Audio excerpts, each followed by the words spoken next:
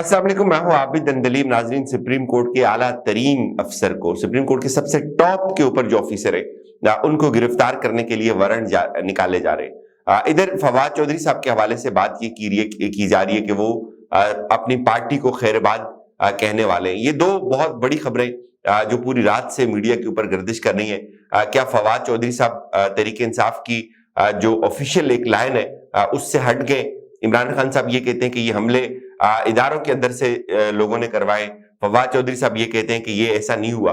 तो ये हुआ क्या एग्जैक्टली? कल वहां क्या हुआ रात को जो बहुत सारी चीजों को मिसलीड किया जा रहा है, इसके ऊपर भी बात करते हैं। और इस वक्त जो एक बड़ा क्राइसिस डेवलप होने लगा एक दफा फिर कि सुप्रीम कोर्ट के ऊपर एक हमला, उमर अता बंदयाल साहब के इनफैक्ट अपने घर के ऊपर एक हमला करने की दोबारा कोशिश की जा रही है और उसके लिए पूरा एक स्टेज जो है वो तैयार कर लिया गया है। पहले बात कर लेते हैं फवाद चौधरी साहब की। फवाद चौधरी साहब ने रात को, आपने देखा कल उनके साथ जो पूरा दिन होता रहा, रात को जब वो हाई कोर्ट से निकले और वहां उन्होंने मीडिया के ऊपर आकर कुछ बातें की। उन्होंने ये कहा जी कि मैं जेलम से हूं और जेलम जो है वो शोदा की सरजमीन है और हमारा जो खून है वो पाकिस्तान की फौज के साथ धड़कता है और वो एक एक चीज थी। वो सब बातें आपने सुनी, लेकिन अब उसके बाद दो चार जुमले बड़े अहम थे। एक तो उन्होंने ये कहा कि जो भी ये हुआ इसकी इंक्वायरी होनी चाहिए। मैं तर्जमान पाकिस्तान तहरीक इंसाफ की हैसियत से ये बात करता हूं कि जो हुआ ये बहुत गलत हुआ। इसमें जो जो लोग मुलव्वस हैं उनको कैफरे किरदार तक पहुंचाना चाहिए, उनके खिलाफ इंक्वायरी होनी चाहिए और उनको करार वाकई सजा मिलनी चाहिए। और इतनी सी उन्होंने बातें की, उसके बाद वो अपनी एहलिया के साथ वहां से चले गए। अब डिफरेंस कहां पे पैदा हुआ? डिफरेंस ये शुरू हुआ अली जैदी साहब से। अली जैदी आपको पता है पहले उनको गिरफ्तार किया गया, फिर उनकी सास के घर को सब जेल करार दे दिया गया। अब वो उस घर के अंदर महसूर है 1 माह तक। लेकिन उसके बाद क्या हुआ कि उनकी सिफारिश के ऊपर लाए हुए पार्टी के एक रुकन जिनको अमर लियाकत साहब की जगह टिकट दिया गया था, कल उन्होंने ऐलान किया और वो उससे अलग हो गए। बेसिकली उनका अली जैदी साहब के साथ बड़ा ताल्लुक है, उनके बिजनेस के साथ और उनका अपना एक ताल्लुक है। उसके साथ साथ वो पार्टी के अंदर भी उनकी सिफारिश के ऊपर आए थे और इससे पहले उनकी कोई बड़ी स्टैंडिंग नहीं है पार्टी के अंदर। हाँ, वो ठेकेदार है, कॉन्ट्रैक्टर है, वो बड़े बिजनेसमैन है। और इस तरह के मौके के ऊपर जो बिजनेसमैन लोग होते हैं उनके लिए ये शायद इतना कोई सख्त नैरेटिव या उसके साथ स्टैंड करना निस्बतन थोड़ा मुश्किल हो जाता है। तो ये उनका जाना तो समझ आता है। लेकिन अब अली जैदी जो है उनके हवाले से ये इतलात आ रही है और बहुत सारे जराए ये बात कंफर्म कर रहे हैं कि अली जैदी अब आहिस्ता से तहरीक इंसाफ से निकल जाएंगे। जाहिर है आपको पता है जो भी इस वक्त लोटा बनता है उसकी ये हालत हो जाती है। लेकिन अब फवाद चौधरी के ऊपर आते हैं। फवाद चौधरी साहब ने एक जो जुमला बोला कि मैं तर्जमान पाकिस्तान तहरीक इंसाफ की हैसियत से ये बात कहता हूं कि जिन जिन लोगों ने किया, ताकि चाहे वो तहरीक इंसाफ के अंदर से या तहरीक इंसाफ के बाहर से, उनके खिलाफ इंक्वायरी होनी चाहिए और उनको करार वाकई सजा मिलनी चाहिए।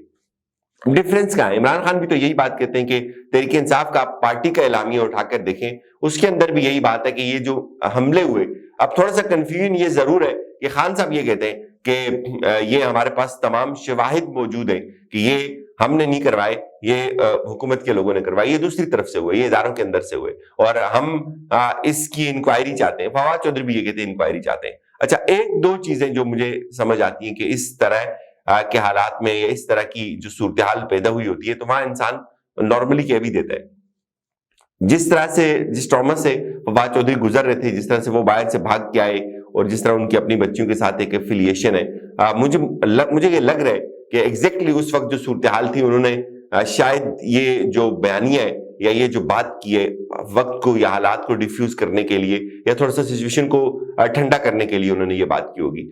वरना वो बड़े हार्ड लाइनर है। वो इस वक्त तहरीक इंसाफ को इसलिए नहीं छोड़ सकते क्योंकि वो एक तो इमरान खान के साथ बराह रास्त राब्ते में और दूसरा जो असम्बलियां तोड़ने का फैसला था उसके अंदर फवाद चौधरी पेश थे। बहुत सारे ऐसे जो पॉलिसी के हवाले से, जो पॉलिसी मेकिंग डिसीजंस होते हैं, जो टॉप लेवल के डिसीजंस होते हैं तहरीक इंसाफ की क़यादत में, फवाद चौधरी उनमें पेश होते हैं। और यही वजह है कि अभी जो टीम मुज़ाकरात कर रही थी उसका हिस्सा भी फवाद चौधरी थे। तो जाहिर है उनको इमरान खान का एतमाद हासिल है। ये इस स्टेज के ऊपर ये तासुर कायम कर लेना कि फवाद चौधरी भी उड़ान भरने के लिए तैयार है it does not make sense to me, چونکہ مجھے یہ لگتا ہے کہ اس میں کوئی کنٹراڈکشن اتنی زیادہ نہیں ہے. وہی بات عمران خان نے بھی کی کہ انکوائری ہونی چاہیے، پتہ چل جائے کہ کس نے کیا کیا، اور یہی بات فواد چودھری بھی کر رہے ہیں. ہاں ممکن ہے کچھ لوگ تحریک انصاف کے بھی ہوئے ہوں گے، استعمال ہوئے، ٹھیک ہے، تو وہ شاید انہوں نے اس پرسپیکٹو کے تحت بات کی ہوگی کہ ممکن ہے کچھ لوگ وہ ہوں گے تو وہ بھی. تو اس میں اتنا کنفیوژن نہیں ہے. تو جو میرے ذرائع یہ پوری تصدیق کر رہے ہیں، گو کہ میری ان سے ملاقات نہیں ہوئی ہے، ابھی ملاقات ہوگی انشاءاللہ، ڈیٹیل سے بات چیت بھی ہوگی، اور اگلے کچھ دنوں میں آپ کو واضح بھی ہو جائے گا کہ ان کا پالیسی کے اوپر اس کے اوپر پالیسی بیان کیا ہے. اب بات کرتے ہیں جی کہ جو رجسٹرار سپریم کورٹ ہے، اس وقت اگر آپ یہ سوچتے ہیں نا کہ حکومت اور سپریم کورٹ کے درمیان جو لڑائی ہے وہ کسی اور ایشو کے اوپر ہے، تو ایسا نہیں ہے. حکومت اور سپریم کورٹ کے درمیان لڑائی اس وقت رجسٹرار کے ایشو پہ ہے. حکومت سپریم کورٹ سے ریکارڈ مانگ رہی ہے اور سپریم کورٹ حکومت سے ریکارڈ مانگ رہی ہے، اور اس پورے معاملے میں جو سینڈوچ بنا ہوا ہے وہ ہے رجسٹرار سپریم کورٹ. اب اس کے وارنٹ جاری کرنے کا فیصلہ ہوا ہے. یہ جو نور عالم خان صاحب ہیں، چیئرمین پبلک اکاؤنٹ کمیٹی ہے، اور انہوں نے اب یہ فیصلہ کیا کہ ایک تو پارلیمنٹ کے سے ایک قرارداد منظور کروائی جائے گی، رجسٹرار کو طلب کیا جا رہا ہے، پے در پہ ان کو بلایا جا رہا ہے. عمر عطا بندیال صاحب ان کو نہیں بھیج رہے، وہ ڈٹے ہوئے ہیں.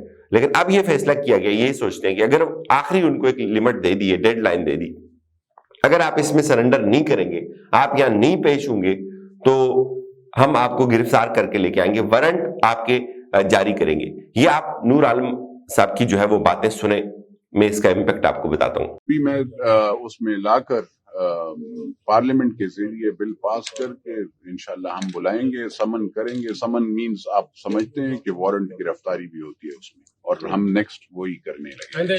تنہاؤں کے بارے میں تھوڑا بتا دیں. ہم نے کوئی سپریم، میں نے آپ کو بتایا کہ ہم کوئی supreme court chief justice of Pakistan کے خلاف ہم وہ نہیں وہ کر رہے. ہم نے جو بھی پیسے غلط وہ ہوتے ہیں اس سے پوچھنا ہے. آپ نے یہ نور عالم خان کی بات سنی کہ ہم نے اس کے لیے وارنٹ کا پورا پروسیس منظور کر لیا، اور ہم دیکھتے ہیں اس طرف ہم اس کو پھر کیسے لے کے آتے ہیں. یہ ایگزیکٹلی کیا ہے، اس کو تھوڑا سا سمجھیے گا پلیز. سپریم کورٹ یہ کہتی ہے کہ مذاکرات کرو. کور کمانڈر کانفرنس کا اعلامیہ بھی یہی آتا ہے کہ سیاسی فریقین آپس میں بیٹھ کر بات چیت کریں. سپریم کورٹ یہ کہتی ہے کہ جو لوگ مذاکرات کا حصہ ہیں ان کو باہر نکالو. یہ بات کو سمجھیے گا، باہر نکالو کہ مذاکرات ہوں، بات چیت آگے بڑھے، ملک استحکام کی طرف جائے. اور جو بندہ باہر نکلتا ہے اس کو پھر گرفتار کر لیا جاتا ہے. ایک کا تو پتہ ہی نہیں ہے. تو اس عالم میں جب تناؤ اتنا زیادہ، وہ ان سے ریکارڈ مانگ رہے ہیں، ان سے ریکارڈ مانگ رہے ہیں، تو کون ہے بیچ میں جو سپوائلر ہے؟ کون ہے جو اس پورے حالات سے، ان حالات کی تخریب کاری سے، اس تصادم سے فائدہ اٹھانا چاہتا ہے؟ یہ تصادم کس کو سوٹ کرتا ہے؟ مجھے یہ لگتا ہے کہ یہ تصادم اس حکومت کو سوٹ کرتا ہے. حکومت یہ نہیں چاہتی کہ مذاکرات آگے بڑھے. حکومت یہ نہیں چاہتی کہ فواد چودھری، شاہ محمود قریشی باہر آئیں اور سپریم کورٹ نے جیسے کہا کہ بیٹھ کر مذاکرات کریں. کچھ نہ کچھ تو نکلے گا، اور یہ چیز یاد رکھیں، مذاکرات سے ہی نکلے گا. اور اگر آپ یہ سوچتے ہیں کہ نہیں حکومت اس میں سیریس ہے اور یہ کہیں اور سے ہو رہا ہے، ایسا نہیں ہے. فائدہ کس کو پہنچ رہا ہے یہ دیکھیں. فائدہ حکومت کو پہنچ رہا ہے، فائدہ کسی بھی اور فریق کو نہیں پہنچ رہا. یہ فرق ان لائنز کے اوپر ہمیں سوچنے کی ضرورت ہے کہ جو جتنا بھی حالات تصادم کی طرف جاتے ہیں یا معاملات بگڑتے ہیں، اس کا فائدہ براہ راست حکومت اٹھاتی ہے. اجازت دیجیے، اپنا خیال رکھیے گا. خدا حافظ.